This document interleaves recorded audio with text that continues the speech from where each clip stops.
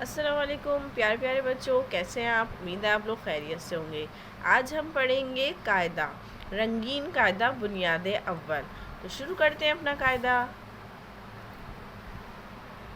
الف آ انار، الف آ اونٹ، الف آ استری، الف آ انگور۔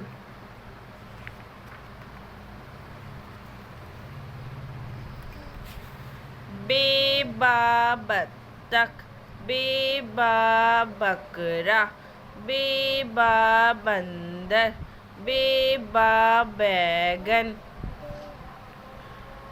پے پا پیاز، پے پا پیاز، پے پا پیالہ، پے پا پتنگ، پے پا پنکھا۔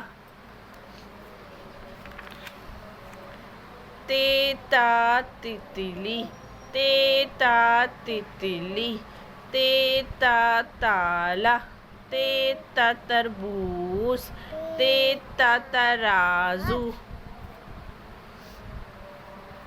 ٹے ٹا ٹماٹر، ٹے ٹا ٹوکری، ٹے ٹا ٹانگ، ٹے ٹا ٹوپی۔